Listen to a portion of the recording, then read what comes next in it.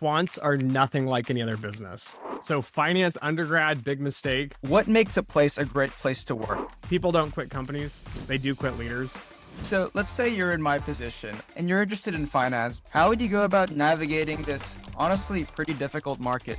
Chase your interests. Don't chase the market. I looked at Wall Street thinking it's like the 90s. It's really exciting. And then you realize like, wait, that market's not there anymore. What am I gonna do? You better learn to love to work because you're gonna do it the rest of your life. Dimitri, you studied finance for your undergrad. Most quants don't come from that background. Tell me a little bit about your story. That is a great question. So finance undergrad, big mistake in many ways, to be honest with you.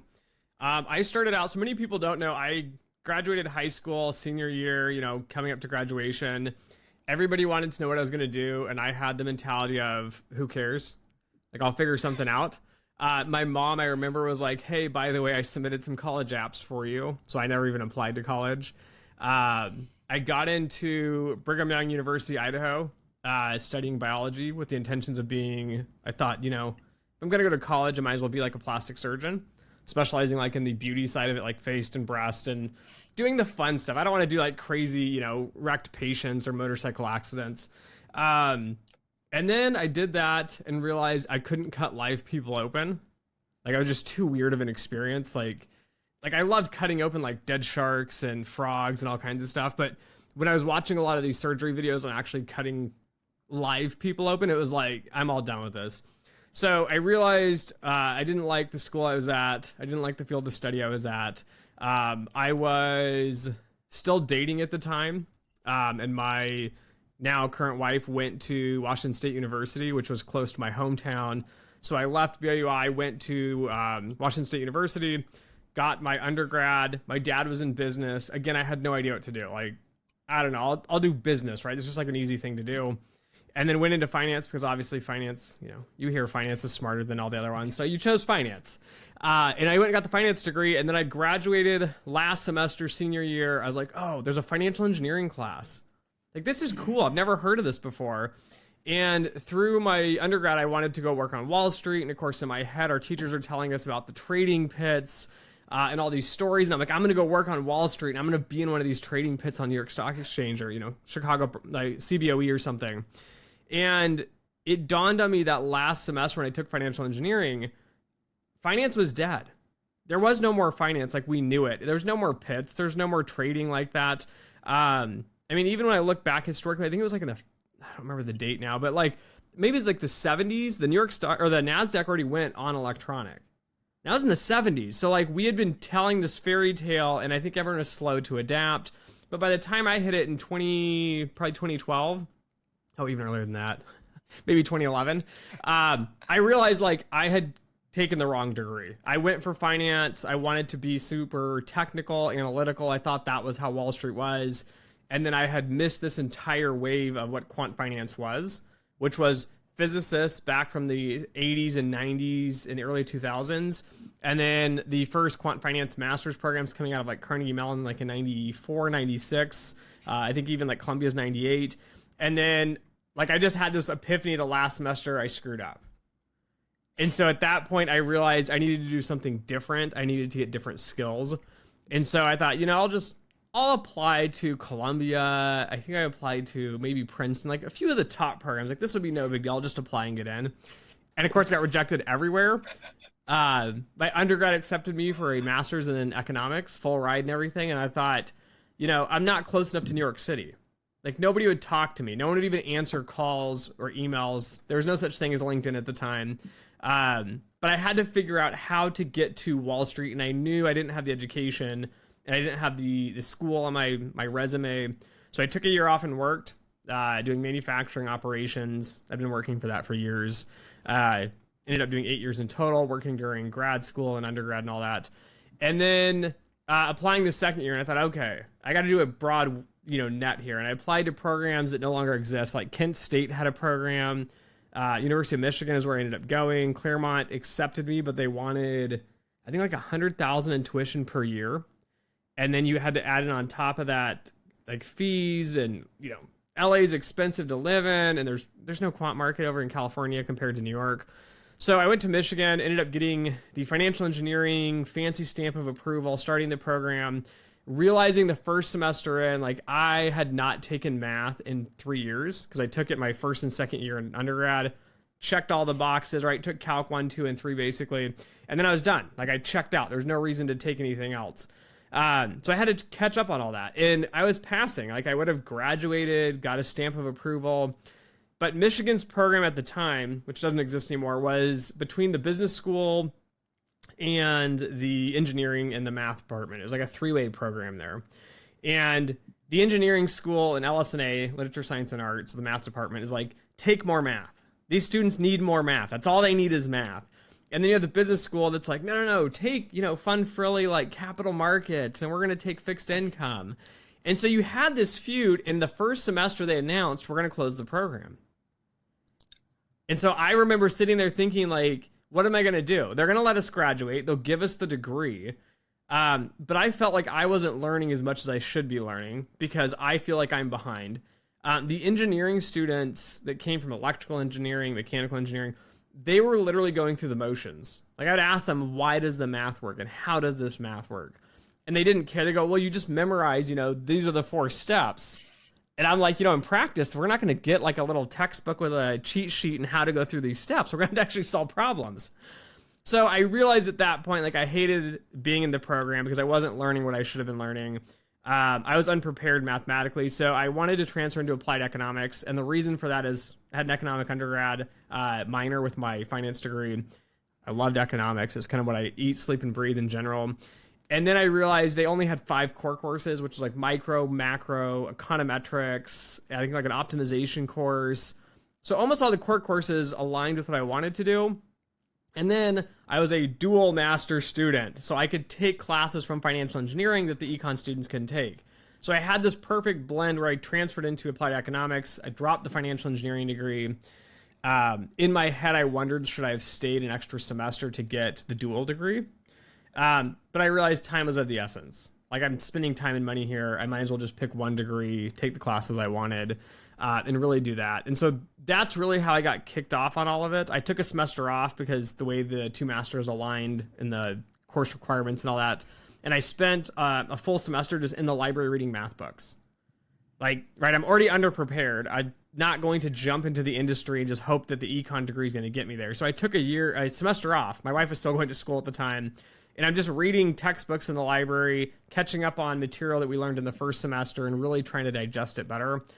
And then I graduated and I applied for like hundreds of jobs. I interviewed at like 5 or 10 companies here and there, but I just kept failing every interview miserably. And it finally took me the last straw of the University of Michigan sending me a letter in the mail saying, you are being kicked out of student housing. You are graduated. You only can stay here to this date, and you are basically being kicked out. So I had nowhere to go. I had no jobs at that point. A pretty scary moment of I'd racked up $160,000 in debt between my wife and I in grad school. Neither of us had jobs, and we're being kicked out. All right, no one's going to give you an apartment if you have no jobs. You got to figure something out. So I took the resume and I thought, screw this. My resume was this perfect blend of half finance. I'd done accounting and corporate finance at this other company I worked at. So I had the perfect blend of finance and math and stats, right? And that's what they tell you they want. It's a huge lie. The quant firms want quants, like math and stats people who just happen to understand finance. But you can't lead on to the fact that you're a finance major because then they deem you as a business student, and then obviously you don't understand math. So I took the resume and thought, screw this. I'm going to write nothing but statistics. That's all I want to do. I just want to build stats models. I don't even care if I have quant finance in this place. I just want stats models. And I rewrote the resume and I put my work experience of 8 years as like one bullet. And I was like, corporate finance and accounting at a manufacturing startup. And then the rest of the resume was my education, the courses I had taken, the statistical types of modeling and processes that I had worked on. And I listed that out. And within the next like month or so, I ended up with 2 job offers.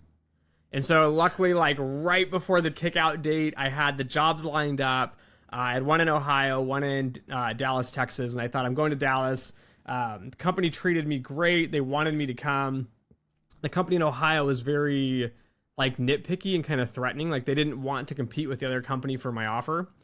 And then they're like, if you don't accept our offer without looking at it, we're not going to let you come. And I thought, I don't want to end up in a company that's going to be like, upset and mad because something petty. And the last person they had in that role had worked for a year and then, of course, got a better opportunity and left. And they were like adamantly, like personally offended that how dare somebody take another job. So I knew that wasn't for me. And I went to Dallas, worked in Dallas for a year, got an offer. I did model implementation. So I was deemed not smart enough to do development. Started in model implementation, which is like quant dev. And then they were short-staffed on developers. I ended up going through the model development process, taking on the nearly impossible projects because they deemed like there's no way to do it. So we'll let this junior guy do it in Excel.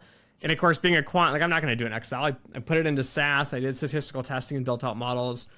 And so I got a lot of experience and exposure at Comerica doing economics, model development, and model implementation.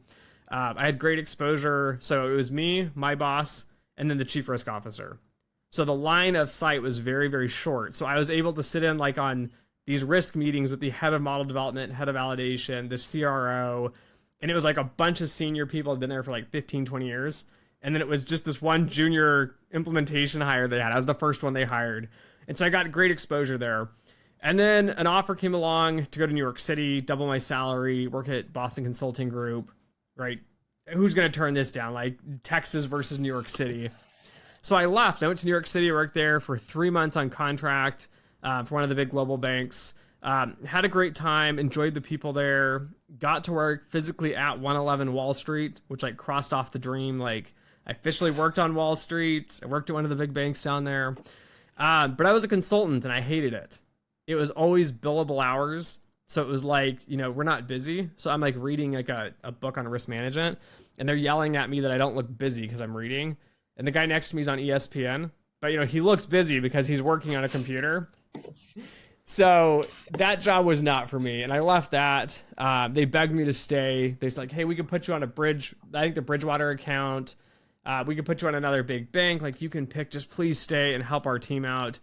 I was like, I'm done. Consulting's just not for me. Nothing personal, just consulting's not for me. So I went to work at Santander in New York City. Worked on mortgage and credit card. I think not credit, just mortgage products, mainly in loans, which is different. I worked in now model validation for the first time. It had been like a year and a half since I'd started my career.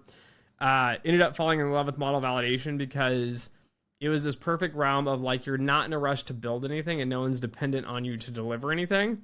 You get to actually look at the math and the stats and review everyone's work. And then you get to build other models to show them that they were wrong and do things better. So it was like this great job. And then, after I finished up about a year in New York, I realized it's way too expensive to live here. I think I was paying like $4,000 a month for an apartment in New Jersey. And I'm like, this is not fun. And I wanted kids and we wanted to start a family. And I started looking at private schools. I think we were looking at $6,000 to $7,000 a year for kindergarten. And I'm like, yeah, this isn't going to happen. So I left there. I left New York, went back to Dallas, transferred to Santander, kept my same salary, kept my New York salary, worked at Santander for another, I think 5 or 6 years. I worked in subprime auto at that point forward. We had a super small team. It was like 5 of us doing model validation. We managed 80 models between 4 or 5 people, which was absurd for most of the other banks. But it was a good time. I loved it. The colleagues there were great people. And then I went on to work at Banco ZK and had a stint there. I was toured around the country to come help them fix regulatory issues. Ran into some issues of not getting along with them. Didn't feel like they were taking direction very well, and left there after 3 months. And then I decided, screw this, I'm just not going to work. Like, what's the point? I don't need to work anymore. I'd made enough money, my wife worked, there's no reason to work. So I planned on taking about 6 months to a year off just to reset. And one of the FANG companies had been coming after me for about a year, wanting me to run one of their data science teams. They'd seen some of my work, seen some presentations I'd done, and I refused to interview with them for a year, kept turning them down. I talked to them a little bit once I left and was unemployed, wasn't interested. One of the big global banks thought about moving a quant team to Dallas. There's none here. They were like, Dimitri, just hire a bunch of people, build out a quant team, do what you want to do. And then I interviewed with them and I was like, nah, they don't really understand what they're doing compared to what I would like to do. Not quantitative enough. So I decided not to do that. And then a buddy of mine worked at a fintech firm. So now I work for a company called Agora Data. I'm the head of quantitative risk and research there. I run a small team of developers that do model development. Model implementation is my other team, my quant dev team that works there. And I've done this now for 3 years, building risk frameworks, modeling, overcoming issues with data, and putting it all together. But that's really kind of the journey of going through the hoops and kind of jumping from team to team. But I took off 5 months before I joined Agora. So I told them I'd work for you, but I needed 5 months of, no time. So I could build this building that I'm actually sitting in right now. Nice. That's a pretty remarkable story. I mean, definitely not the traditional quant finance background, starting in finance for your undergrad. I am curious about, because you've worked at so many different firms. And even in your YouTube channel, I remember there was a video where you talked about you turned down, a $500,000 dream job for you. And, even just now you've talked about, a lot of firms, they ask you to set up a desk or, build out a team in Dallas or, one of the FANG companies. And even for me, a lot of my friends, I study math and physics at UCL in the UK. And everyone wants to work for the huge, buy-side firms, your Jane Streets, your Citadels. But I want to hear it from you, who's someone who's been in this space for a very long time, or, reasonable amount of time. What makes a place a great place to work? That's a great question. I think it's part of the like what you're hinting at, right? I've had a lot of these interesting opportunities to jump and kind of do different things. I think part of it is figuring out what you really want to do.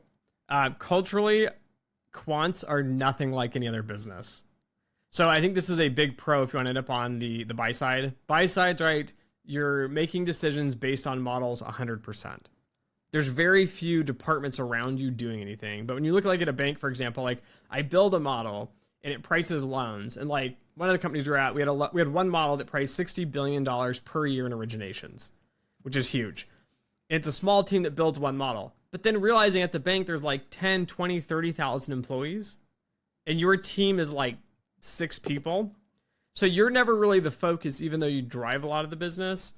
And a lot of firms don't know how to cater to quants in the sense of like, we don't need to be crazily over busy. I can tell you, I hate agile, the whole agile management framework the tech industry uses, because it like checks in on you so frequently. So one of the keys, I think, for a good job and a good culture for quants is having the relaxed environment of like, here's a really interesting problem. You need to solve this, get going on it. And then you have this time to work through it. You'll find firms, some of them are such in a hurry to make money that you never get to produce anything of value because it's like you're always patching things to get to the next step. So when I look at cultures and teams, even on the buy side and the sell side, I tend to see like, is the quant team going to get the respect and the enjoyment of doing the actual quant work? Or is it viewed more like a lackey job of like, which I was at one of the firms and I remember some of the senior staff was saying like, the quants need to just sit down and shut up and just go do a bunch of math and we'll handle the business part. And that mentality still exists a lot in finance in many areas. And so it's trying to find the companies that really value your skill set and your time. So culturally, that's what I tend to look for. Also finding a good leader, a good manager to work for. So I can tell you, people don't quit companies. They do quit leaders. If your boss, I've had a boss that did this, but she would protect our team from all the nonsense. So like we would kind of hear inklings about departments feuding and issues going on. And I try to do the same with my team now, which is, you're here to do model development or model implementation. You're doing quant work. Like I'm going to be the person that takes the sacrifice to get rid of all the nonsense, like the stupid meetings, the management protocol. I break so much HR protocol everywhere I've been. Even my managers have done it. It's like, you're sick, you're out for the day. You need to take a half day. Like, don't worry about the paperwork. Like this is a waste of time for you to fill out PTO paperwork and all this. But culturally, I think it's just trying to find somewhere that understands the quant process and is really intellectually like insightful and interesting. Too many firms focus, I think, on the bottom line and not on the work itself. So that's probably the biggest one. Do you think that the top quant buy-side firms, they are, for most people, the most desirable? And I remember you talked about in a video, most of the people who are going into financial engineering degrees, that is their goal. Do you think these are the type of firms that end up valuing your work and creating that culture? Or is it more like, in my eyes, from what I've seen and the people I've spoken to, in fact, I was speaking to a software engineer at Citadel 3 weeks ago, and he was telling me the culture there is unbelievably cutthroat, and there's a lot of office politics. I'd love to get your thoughts on that. Yeah, that's a great question. I think a lot of it varies firm to firm, so it's really hard to figure out. The same goes on the buy side, I think, as the sell side. So like people ask, I don't have much desire to work for a small bank because they don't value the work. But I've heard like companies, for example, like Renaissance Technology and DE Shaw tend to value like high end intellectual rigor and excitement and tend to be a lot less cutthroat because they're not grinding out pennies. Like they're making big decisions and they understand the process and they have management that gets that. And I think what sets them apart is that you have actual quants as the managers. When you start to look at a lot of other firms where you hear about the grind, right? They're just grinding employees. You'll look and see the managers aren't quants. You know, it's MBA from Yale, Princeton, MIT, I don't know, history degree. Like no one cares. It's an Ivy League degree. It's a management role and title. They don't understand the value. And even for myself, it's really hard to explain to senior management, like my employees don't stay because, you know, they're making good money. And I've told managers this. I'm like, you can pay me as much as you want. It doesn't keep me at the job. It's the interesting part of the job that keeps you there. And I think what you're hinting at too, and you're saying is there are a lot of big firms that take advantage of the fact that their name means something, but they view quants as like a commodity. Like we'll just grind them out. We don't care.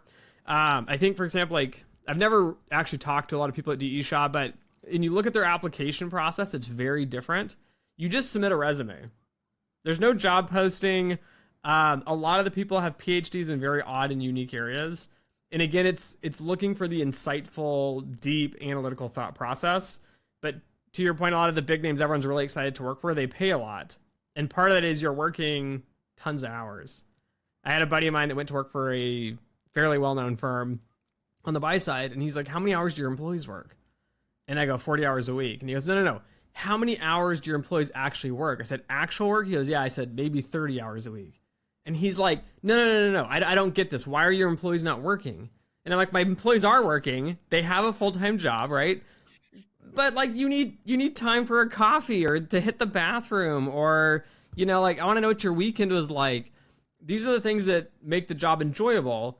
And what he was getting at is he was working like 80, 90 hours a week and grinding out. And I was like, so let me put this into perspective mathematically, right? For a lot of students is, say entry-level job for a quant, let's say is 100,000, just for simplicity here. And you say, okay, I got an offer from a huge firm that's going to grind me 80 hours a week at 180,000. You're making less money at 180,000 than the individual making 100,000 per hour, right? And you don't have a life anymore. And often everyone always tells me, I'm going to work really hard. I'm going to make a lot of money. And then I'm going to switch and do something else. The problem with that is like, what are you going to do? No one's going to hire you. Like I get stacks of resumes from, is it like Hamilton, Chapman or whatever, one of the recruiting firms. And I can tell you all the hedge fund names that you Citadel, Two Sigmas, all these employees they've churned out are coming across my desk and they're like, come hire this guy. They're really bright. And I'm like, they made it a year at Citadel. Like, you know, I don't want them. Like they couldn't last at Citadel. They seem to be chasing dollars. They're not going to be chasing academic rigor. And so you start to think about like, what do you want culturally? And I think there's two different people. There are people that really thrive in that. Like I've met people that are just like, I mean, they're in their 50s and they're still like crazy energetic and they have all this passion to work a million hours. But I think for a lot of quants, especially those that come from like math backgrounds, it's like, I just want to do math. Like, I just want to sit down, you know, a quiet place to read, pull out a textbook, work on some hard problem, code up some solutions. And so I think a lot of that grind is different areas of the industry. And so I think it's important for like students or even practitioners. Like when I go look for a new job, I talk to people that have worked there. I talk to the management team. I ask what the culture's like. And you'll see the people that are interviewing you that stick there and like it. They're like, oh yeah, it's cutthroat and like, you know, only the best survive and it's this great place to be. And you're thinking in your head, like, you know, I hope I can survive the next 12 months in this firm and make my, you know, $300,000 paycheck that I'm going to get. But also I might not be there in a year. And you might have a non-compete, or you might have some other sort of issue with that. So I think that's part of the cultural thing to consider. I think the other piece most people have missed, especially now, like be very weary. Most comp at these funds is paid out in bonus. So you might get $100,000, $120,000 base, which is decent, and you might pull a $200,000 bonus. But that was years past when the market's been good. We're starting to see the market's a little shaky. Tariffs are hitting. Like you might come out making 120, get no bonus for the year this next year, and be looking for a job. Where the buddy next to you might have found a slower paced, lower paying job, whether it's on the banking side, whether it's a mom and pop shop. Like a lot of small hedge funds, for example, they don't have the money to pay, you know, the $200,000, $300,000 comp with bonus and everything. And so you might take that safe, secure role, learn a lot more, and have a guaranteed comp coming out of this that's a lot more comfortable. And so I think it's definitely something to think about, you know, as you're going through the educational process and as you're looking for jobs. No, 100%. And you know, this is very relevant even in my case. I'm heading to Columbia next year for the master's in financial engineering. And I'm in the position now where I'm thinking, okay, what do I want to do? My initial answer was 100% buy side, in spite of your advice, having watched your videos. You know, it just seems exciting. But, you know, seeing the markets as shaky as they are, seeing the pod shops down, seeing, you know, I'm on Twitter pretty often, you know, X pretty often, and there's a lot of volatility and a lot of uncertainty. And that combined with all the, maybe not replacement, but some firms feeling as though they need fewer people because of all these advancements in generative AI, you know, sometimes I don't know what to make of it. And so let's say you're in my position, or you know, you're a STEM student and you're interested in finance. Maybe you're pursuing a master's in financial engineering. How would you go about navigating this honestly pretty difficult market? So I'll give the advice I typically give, which is chase your interests. Don't chase the market. Because, right, you're starting to see the issue. Like, the market is moving.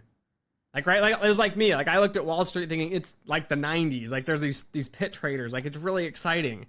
And then you realize, like, wait, that market's not there anymore. Like, what am I going to do? And then you realize everything is shifted and moved.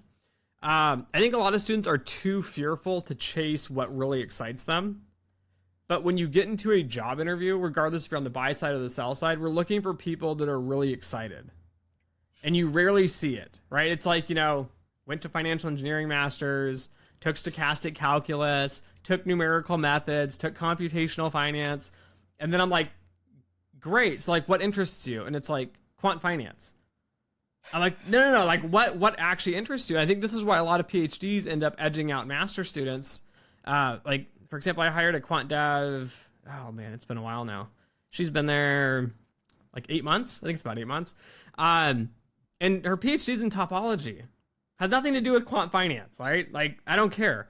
But as she's going through the interview, like, I'm asking her, like, oh, you did research in, you know, 4-dimensional manifolds. Like, tell me about this paper and tell me about the research. I'm not asking about the quant finance applications. I hired her to program too. She has a computer science undergrad, so she can code all day and all night. She trained a bunch of the math PhD students how to program better and fixed all their code. Like, excellent in the skill set. But it's the passion piece that really gets people. And I think that's where, and too many students fail. You'll see too, like when you start your master's, you have all these electives that you can take. And it's like, what do you take? You take like one in real estate. You take one in capital markets. You take one in fixed income. And it's like, that's great, but now you're kind of a generalist. And it's like, and then if you don't have a project or something on the resume that's like really in depth and rigorous, then as a hiring manager, I'm like, you look like everybody else. Right? You have a master's, you have an engineering or CS undergrad, and students don't realize this, right? I mean, there's hundreds of programs around the country, and each program now has anywhere from 30 to like 300, 200 students in a class. And so I think the thing to stand out and to career proof is to really find something that you love and really chase it. I love statistics. Like when I graduated, I just wanted to do statistics, and I was talking time series and econometric modeling. And my first job was focused on econometric modeling, doing time series like the Box-Jenkins approach. And I spent a whole year there learning and trying out the methods and chasing down research topics and doing that. And I think that's what sets students apart, is going to be that focus and that drive and that interest. Like, you come off as really excited about math and stats. The other piece of this, which is going to be the critical piece, is learning how to network, because no program can teach it to you. They literally have to throw you in the deep end and you got to figure it out. New York is hands down the best place to be because of this, because you can go to like I just at Columbia's math and finance master's program, speaking at a conference there, and there's like, I don't know, 250, 300 people in the industry, all in one tiny space. And so you watch the students and you can see like the awkwardness in the interactions of like trying to ask questions and talk. But it's like, as you get going, you start to kind of figure out like the rhythm. You understand the protocol. And so it's like me, like I failed all these interviews because I was too embarrassed to practice with anyone, which is dumb. But as an international student, like, it's even worse because English is the second language. Or for me, it's like my first language, all I know. But I'm still too embarrassed, to go up and say like, okay, all right, give me a fake interview question here and I'll pretend to answer it. But I think that's the other piece, is the networking and just practicing the conversations. And you'll get that a lot in a lot of the top programs. But I also see a lot of students not doing that, thinking, like, I have a perfect GPA, I took all the required courses, I checked all the boxes. But you don't realize you're missing, one, this super interesting deep dive in the electives, and you're also missing the social skills to land the interviews. So I think that's another piece that's hard to gain, but it's a key requirement to land a job. One of the problems I actually notice, and this is, it's going back to what you said about you really wanting to hire people who are very passionate about solving these deep, complex problems. A lot of my friends want to be quants, from the math background, but when I ask them why, the answer is normally money. And so that points them in the direction of, they look at the buy-side firms, and it's also why the acceptance rate is, almost, it's like 0.1% for these like super competitive top buy-side firms. It's ridiculous. And in the interview process, there's so many rounds. Let's say I am a STEM student, how do you know if it's right for me to become a quant? I've answered that question for myself, but for a lot of my friends who say that they want to become quants, and then when I ask them why, it's because of the money. How do they know if they should pursue that or back down and realize maybe it's for me? That's a good question. And somebody asked us recently. They said, can I make a video on how to weed people out so they don't make the mistake?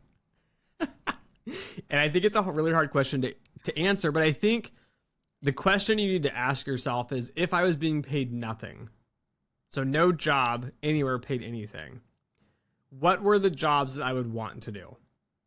Like, would I really enjoy working the hours, doing the work that I would be doing? And would you enjoy doing it solo too? Because I don't think a lot of people realize, like, quants do work on teams, but often it's like you have your problem you need to solve and no one else cares. You have to just get it solved. And I think a lot of students, like, the money does make a difference, right? I wouldn't do quant if it paid me like 30 grand a year and I could go do a generic finance job and network with people and schmooze them and make 200,000. Like, obviously the money's going to play a factor into that. But I think the question to think about is like what really interests you? And like, why are you really doing it? And money for me was always like a slight factor. I was young, naive, finance undergrad, graduated, with a grad degree, thinking like, I'm going to make a lot of money. But I think also back when I graduated, there wasn't the internet with all the nonsense. So like when I graduated, I had a friend that was making 70,000 in New York City. And he came from my undergrad working in finance. And I remember in my head, like, if I could make 70,000 in New York, like, I come from middle class America, like 70,000 is a lot. Like, my parents were making, I think, like 120-ish, like, good salaries for middle class America. But none of my friends or colleagues were like, you're going to make 300,000, 500,000. It was always like 70,000 was a lot. And then I got my first job offer at 80,000. I was so happy. I was like, they gave me 10,000 more than I wanted. Like, but I think the realization needs to come of like, do you really want to do this for the long run? And if you do, you'll always have a job. There'll be a job somewhere. So I knew, like, in my head, like, I might not end up in quant, or I might not end up on the buy side or in the trading side, wherever else you're aiming. But if you're doing the skills that you really love, like you shouldn't care if you go from building statistical models for, I don't know, Renaissance technology to building statistical models for Facebook to building statistical models for a manufacturing company. Like, sure, the manufacturing company might seem boring and the fintech and the finance world seems exciting, but at the end of the day, like if you really enjoy the skills that you're actually doing, I think it's the right choice. But to your point, I see a lot of STEM students that it's like, kind of like me when I started, right? I didn't know what I wanted to do. Plastic surgeon, traditional finance, Wall Street, like I'm kind of all over the board. And I think it kind of hit me during grad school, like doing the math part was what I was missing. It was like the exciting part, and I didn't mind doing it forever. But I think too many students chase STEM because, it's the next big thing. And ironically enough, tech is crashing, jobs are hemorrhaging. It's just been a bloodbath of jobs. But I think if the best and the brightest are staying, and I think they're trying to keep the people that are enjoying the work. So I think that's kind of the thing, is really thinking about, do you enjoy doing math and stats? Because often the answer is no, right? You chose quant over finance because you heard quant made more. When in reality, there's a lot of finance or tech people making more than quants. So maybe you should end up on the tech side and not the quant side. And I think that's kind of like I'll tell students, play both sides, right? You don't know. You might end up with an amazing job at a FANG company. You might end up with an amazing job in the quant side. But really try to do something that you love to do, because I can tell you, I've worked places that it's been like miserable months. Like it's rock bottom. The job sucks. The people are just dicks to work with. No one's being nice. And then I start to think like, maybe I should go do something else for my career. I can do anything, right? And then I start to realize like, but I like the stats and I like the math and I really like solving the problem. Like I don't care what the other people are doing. So then you realize you're just at the wrong firm. And so I think as long as like students think about that and you pick the skills that you really enjoy and love, you'll end up in a career or somewhere near the career that you want to be. Maybe even for myself, I wanted to be a trader. And then I realized traders didn't do a lot of math and stats. And so then it popped the bubble for me of like, man, like that was the dream. And then I ended up in validation at a bank, which is boring, right? Who wants to end up in credit risk? This is so boring. And then I ended up doing it for a while. I'm like, oh, like the skills are what I enjoy doing. It's not the firm. And so I think that's the key, is just trying to find the skill sets that you really don't mind doing for 10, 20 years. Because it's a long career. There's a long way to go. So I find that often a lot of students, especially now, and I can say this especially, having battled social media addiction, you know, I always see people idolizing the aesthetics of finance, the finance bro, the lifestyle in New York or in Hong Kong or in London, these nice meals, this fancy apartment, these nice drinks. And I think that so often people end up getting blinded by that. I think that's one side of the coin. And the other side of the coin is people ending up wanting what others want, like the internship at, JP Morgan, at Goldman Sachs, or on the quant side at Citadel, Jane Street, Optiver. And everyone gets blinded by that and gets attracted to the status and the aesthetics. Whereas I 100% agree with you that the work is ultimately it's what you're going to be doing forever. And so that's what you should love the most. Let's say, what if I don't know what I 100% am drawn to? Like, let's say there's someone, he studies a STEM degree, and he enjoys solving the problems. He likes the satisfaction, but he's also passionate about all these other different things. I guess it's like an altered version of the last question. How do you pick? So that's a good question. For anyone that watches me on YouTube, you might know I have a second YouTube channel. So I have two. I have another channel called Bianco Land, where I garden, I build cars. Like I mentioned, this building, it's a 2-story building. It's 22 feet, 24 feet at the peak. And I laid all the brick on it, did all the framing, concrete work. And I think I have that exact problem, like you're talking about. And I'm like, and I play with it in my head consistently. Like, maybe I should go back to academia and just teach. Maybe I should just quit the job of dealing with all the people. So what people don't realize in the corporate world, the hardest part of working in the corporate world is dealing with other people, right? When I worked in construction for some time. When I laid brick and stone in construction, it was easy. I showed up, it was me and a few people. I had to get along with like 2 people, and that was it.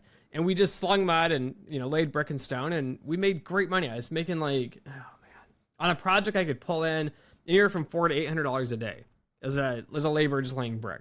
So in my head, I'm always like, should I go do something different? Right? To your point, I did web development for some time. I did corporate finance. I've done accounting. Almost anything you can think of for the most part, I've done in some way or fashion. And I think to your point, it's right. It's hard because when you're in school, you're trying to figure out like, what should you do? Should you be an economist? Should you be a data scientist? Corporate finance? A mathematician? Like, they're all very, very different career paths.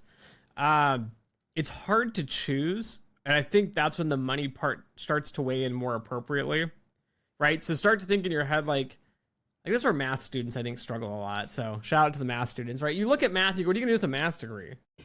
You're gonna be a teacher? They don't pay anything. Like, the universities don't pay you squat to be there. And then you're dealing with political, academic politics all the time.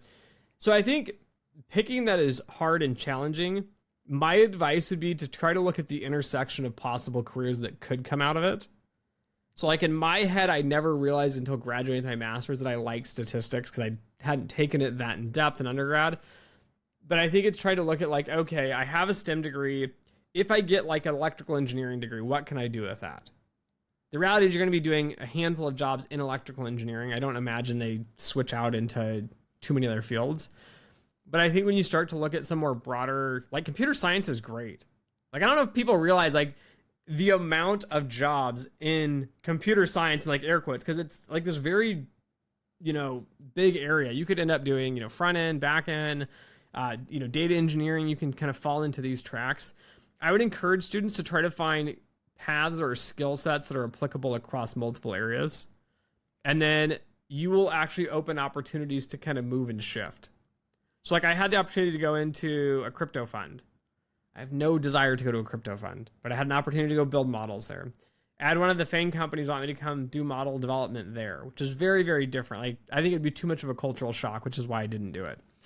And so I think, to your point, is as a student looking at this, is trying to think like how many opportunities are available, and then also what is the standard of living going to look like in that area, right? Because I love to teach. Teaching is fun. I run a YouTube channel, but it doesn't pay anything.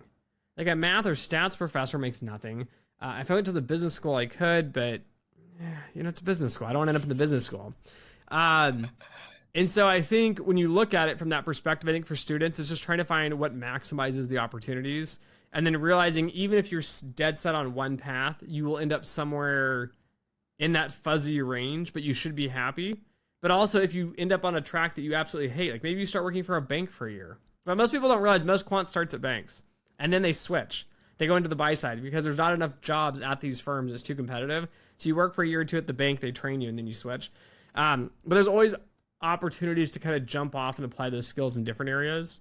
And so it goes back down to kind of the other advice I gave, which is like really find something you love to do and do it, right? You're going to have lots of things you love and you might be chasing multiple venues, but at least be interested enough in a few of them that you could potentially spin them into kind of job opportunities. Dimitri, how many kids do you have? I have 2. We're going through a period of insane change in the world. Education is turning on its head. I mean, even for my younger siblings, I come from a big family. I have one older brother and I have 5 younger siblings. I struggle to see how they can learn as much as I did because it's so easy to be lazy now. Let's say they have an essay, a history essay. It's so easy to just pop it into ChatGPT. They'll get some arguments out, change that a little bit. Or for maths homework, you can easily just pop it into O3 or any one of these good LLMs, and it can, get it done like that. Any high school level math problem. How do you prepare them for the world that's changing so dramatically? And I guess what skills do you want them to build so that they'll be fine in any scenario? That's a good question. The first is no technology. So I hate technology. This is like a lot of people that know me personally know this. I am very anti-tech. So like I have like a smartphone, which took me forever. I adopted like 4 or 5 years after all my friends did. And I have, this is like, I think like a Samsung S21. Like we're years behind on this. I have no desire to use it.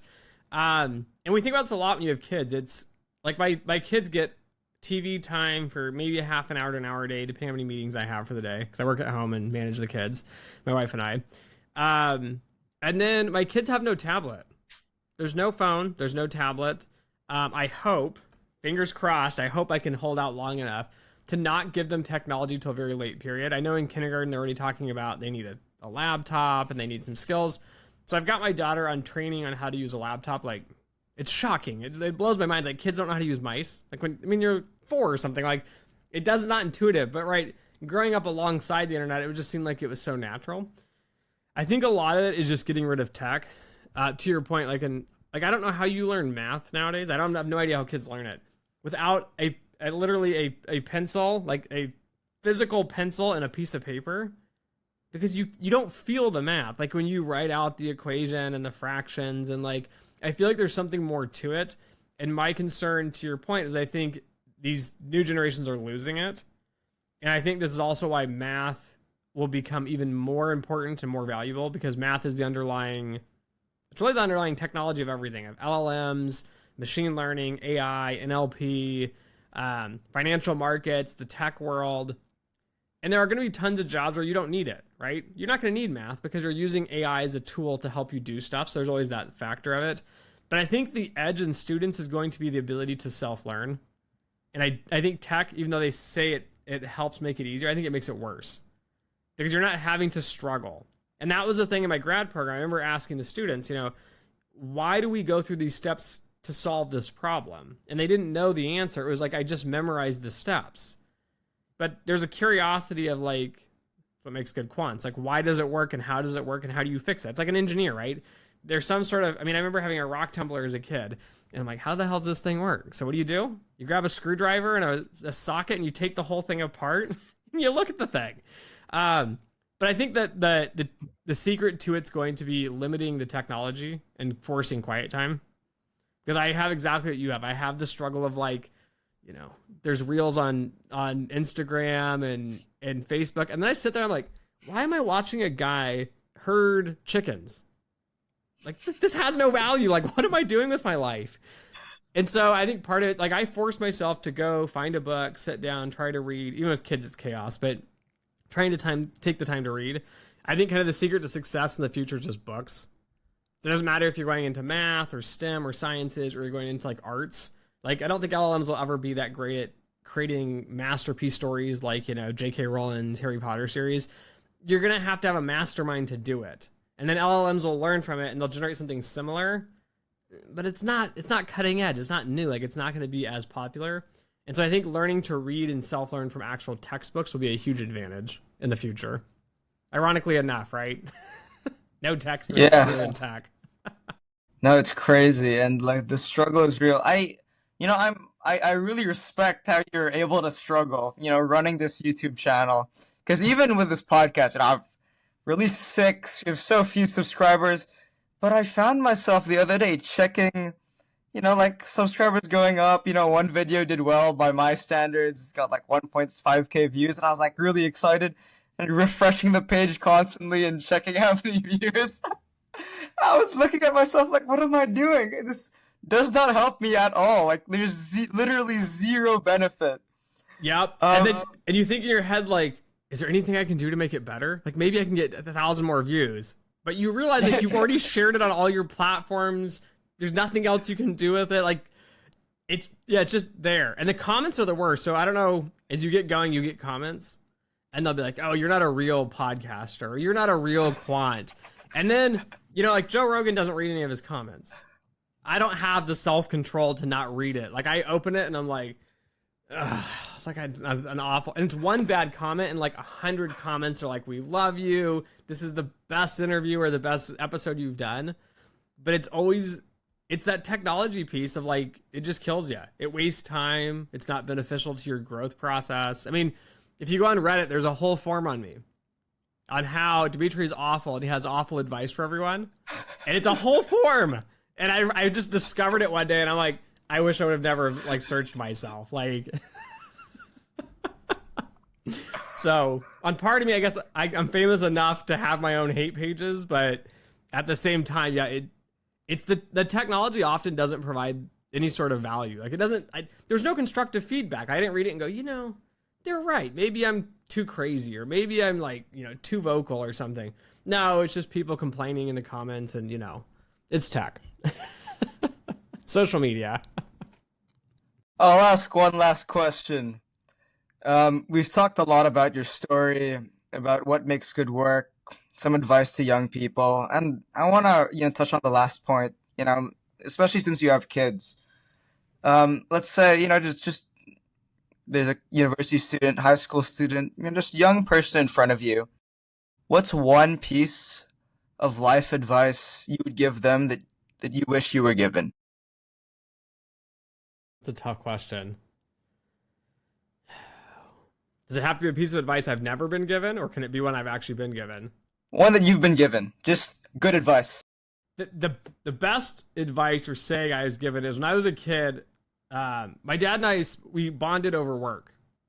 Like me and my dad have a work relationship, which is very odd. Like as a kid, my dad was busy traveling salesman, so I would go travel on the road with him. And then my dad would get home on the weekends. We didn't have time to hang out. My dad doesn't like sports, so we'd rake the yard together, wash the cars together, something like that. And I remember my dad one day, we were raking pine needles in Washington State. That's all we have is pine needles, no leaves. And my dad saying, your grandfather used to tell me, you better learn to love to work because you're going to do it the rest of your life. And it always stuck with me. And I don't know why. I don't know if it's just like a catchy phrase or whatever. And part of it, I think, was like, for me, there was always that benefit. Like I got to spend time with my dad when I worked. So it was like, I'm working, but we're like talking about, school or whatever. And then I got older and it was talking about businesses and business strategy and economy and all kinds of random topics that, I don't know, a 14-year-old's probably not talking to their parents about. But I think it's true. I mean, no matter what you do in life, it's work. And so if you just realize like you're going to have to work no matter what you do. I mean, even like this podcast, right? You're doing the podcast for fun, but it's work. It's a job. There's editing, which I don't know about you, but I hate to edit.